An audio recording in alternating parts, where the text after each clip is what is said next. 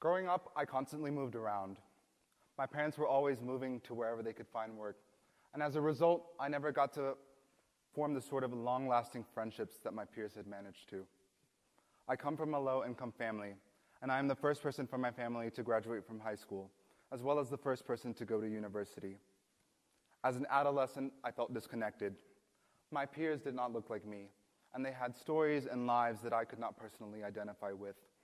Their stories included things like questing their thirst for adventure outside of suburbia and wallowing in the languor brought on by taking vacations in the Bahamas. It came to me as a surprise when I discovered that my experience wasn't as unique as I thought it was. Early on in my senior year, I discovered literature that would ultimately save me. I discovered why I was embarrassed to speak Spanish and other things like why I felt the way I did about my family, my peers, and myself. I wanted to know why things were the way that they were. And when I discovered authors like Bell Hooks, Chimamanda Ngozi Adichie, and Zadie Smith, things made sense to me. I began a journey for knowledge that I am still on today. And this quest helped me understand who I was and why. I spent a lot of my time skipping biology class to read on the beach, and it's something that I do not regret. I would like to talk today about my experience growing up in the United States, not to get a pity party, but for people to understand their own experience and to question what they know and how they know it. I come from a family that promotes a sexual division of labor, the use of the Spanish language, as well as other social traditions, such as the value of la educación. It is a sort of social education in which you're taught to respect authority and elders. I was taught in my household that as a male, it was my role to be the breadwinner, and I was taught through church that God had created males to dominate. This was a sort of mindset that was instilled in me at a very young age. My mother never let me cook in her house because she said it was a woman's job, which is actually quite unfortunate because next year I will be living on my own and I have no idea how to make macaroni and cheese. In fact, last Sunday, I tried to make a waffle with a waffle maker and I burned it. At a certain point, I began to realize the privileges accrued to me for being a male. These privileges became more salient when I discovered feminist theory. My mother was taught to be subservient, to take care of children, and that women naturally had long hair. Expressions of emotion by males in my household were regarded as feminine and discouraged. Earlier this year, I bought the sort of flower shirt you'd see on Tumblr, and it was funny because my friends were like, "Oh, what a cool shirt." But when I came home one weekend, my mother asked me why I was shopping at the women's department. My mother was uncomfortable at the fact that I didn't fit her narrow view of masculinity. Our idea of normalcy is something we've been conditioned into by our environment. My mother was surprised when I told her that it wasn't until the 1920s that women started shaving, when Gillette released a campaign that associated hair with masculinity.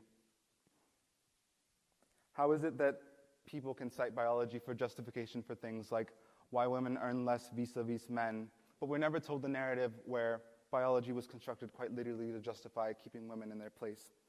Patriarchy, the idea of a society ruled by men, is the framework on which this nation was built. In her book, Feminism is for Everyone, Bell Hooks talks about how feminism is a movement to end sexism, racism, and sexist exploitation. But what I want people to know is that our ideas about gender go beyond words. They shape our reality. When my mother was growing up, she was often discouraged from pursuing education because she was a woman, and my grandfather didn't believe that women should go to school. I hear people across my university's campus talk about women as if they were objects, and can't help but wonder how people can deny that women have a different experience, quite literally for being women. Gender shapes our world. When I was a child, my mother described to me how she immigrated to this country after she came to the realization that my grandfather was dying and she couldn't afford to buy the medicine he needed. I, unlike my mother, have never faced starvation. I've never had a shortage of clothes, and I'm currently at university. Classism, defined quite simply by Merriam-Webster, is the unfair treatment of people for their social or economic class. And often we never think about the impact that socioeconomic status has on an individual. We're told that everyone can move up the social ladder, regardless of his or her circumstances. But how true is that? And what happens when we encourage kids to go to school? How do they perform in comparison to kids who are not? When I was in high school, I did this program called International Baccalaureate. It was a sort of program that encouraged international mindedness, culture, and well-roundedness. And in the beginning of my junior year, I didn't realize the significance behind the fact that most students were white and middle upper class. They often talked about how hard they worked, but they failed to recognize the ways in which their privilege enabled them to be good at school. They were brilliant, they had worked hard, but they had been given those opportunities. Most of them lived in suburbia, most of them did not hold jobs, and most of them came from parents that had earned at least an associate's degree. These parents had the sort of jobs that allowed them to foster their kids' development. My parents didn't have the sort of jobs that allowed them to take me to practice or to drop me off at the movies on the weekends. Now, I want to be clear when I say that I'm not suggesting that the lives of these kids are perfect, because they are not. But it makes a difference when those kids get tutors for standardized tests like the ACT or the SAT that you put on a college application that could very much determine your future. I often saw how certain clothes and items of luxury granted you membership into exclusive groups. Mind you, I was just as guilty of this because I did it as a form of survival, because I, unlike my peers, did not come from a middle upper class family. I began to see around me how rampant classism was, not just within our school, but within our society as well. I worked on the weekends to buy Ralph Lauren clothes and Vineyard Vines in an attempt to assimilate. So I tried to emulate my peers as much as I could.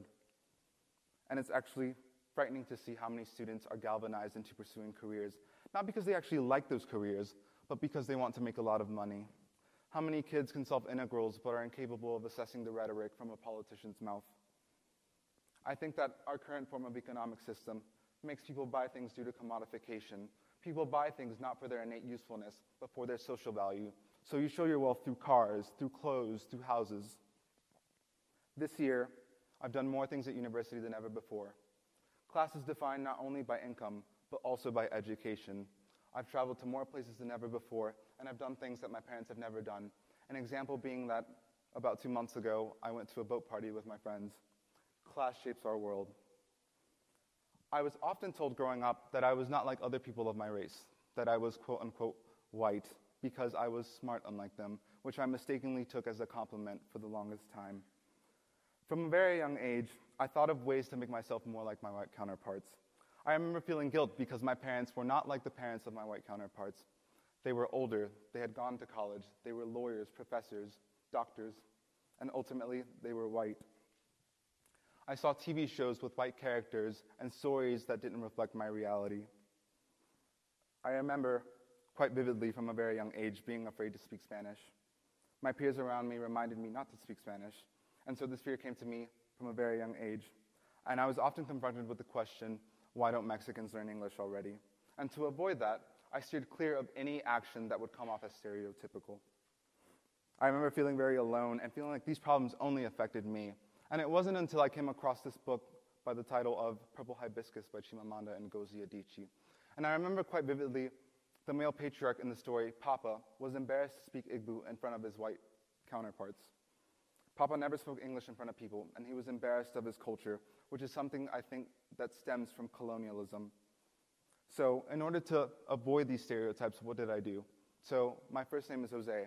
So what I did is what many other people of color do. I took up my middle name, which was Martin, which made people more comfortable. My new name bought me an escape from these microaggressions.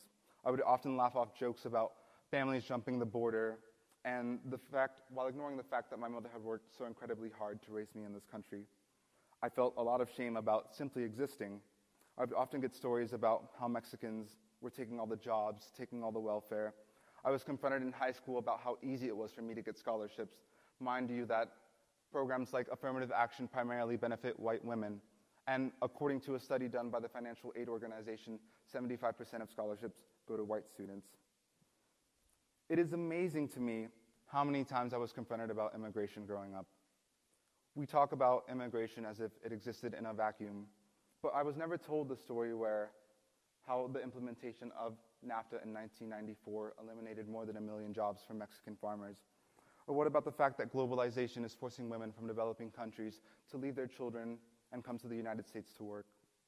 Or what about the fact that American companies are commodifying resources in Latin America, forcing villagers to buy water from companies where before they had access? So, Kyriarchy is a neologism coined by theologian Dr. Elizabeth Schussler Fiorenza, and it states that we live in a world of interdependent stratifications in which an individual might be oppressed in certain relations, but privileged in another. We live in a world where white is still fetishized as the beauty ideal, and that standard gets put on people of color. Anybody else gets treated as the other unless they have Eurocentric features. If you Google beautiful man and beautiful woman when you go home, you will find images of white men and white women. In her piece, White Privilege, white feminist scholar Peggy McIntosh recognizes some of the privileges accrued to her by being born white. She says, thinking through unacknowledged male privilege as a phenomenon, there was most likely a phenomenon of white privilege that was similarly denied and protected. As a white person, I realized that I had been taught about racism as something which puts others at a disadvantage, but I had been taught to ignore one of its corollary aspects, white privilege, which puts me at an advantage. McIntosh goes on to list some of the things that she noticed, and I will list 5 to keep it brief. Number 4, I can go shopping alone most of the time, pretty well assured that I will not be harassed or followed. Number 5, I can turn on the television or the front paper and see people of my race widely represented. Number 6, when I am told about national heritage or civilization, I am shown that people of my race made it what it is. Number 12, I can swear or dress in secondhand clothes or not answer letters without having people attribute these choices to the bad morals, the illiteracy, or the poverty of my race. Now, I hope that people understand that what I'm saying is not that the lives of white people are perfect, but to deny that there is privilege with being white would be inaccurate, similar to how it would be inaccurate for me to deny that I have privilege as a male in society. It is an intersection. I took a course last year as a senior in high school called Theory of Knowledge, and it really helped shape my worldview. When people claim that something is true, they tend to do so because either they believe it is true or it has the capacity to be justified. When people believe something, it doesn't mean that it's actually true. And my favorite theory from that class was probably the pragmatic theory, which says, something is true because a community says it's true. It doesn't have to reflect actual reality. So many times when people believe something, they need no evidence or any sort of justification. Back home, there was this constant trope of black people abusing the welfare system. But how did people from my hometown know that? Did they actually know that that was true? Or did they know that in 1992, the U.S. Department of Health reported that 38.8% of white people were on welfare, whereas 37.2% of black people were on welfare? And today, that number is comparable. Race shapes our world. So think about the world that you live in. We need community, and I ask that you go out into the world and find out for yourself what that means. Because I don't want children of color to grow up living in a world where they don't feel valued because of their skin color. I don't want white children growing up feeling left out because they don't own a certain pair of shoes. And I don't want little girls growing up feeling like they can't exist in certain spaces because independence is reserved for men. We must have these conversations. So what do you know? What is truth and how do you know that? How do emotion, environment, and conditioning play into your perspective? And most importantly, how does race, class, and gender shape your world? Think about these questions and find answers, and it will surprise you. We must have these conversations if we are to live more authentically. We must have these conversations if we are to build community. Thank you.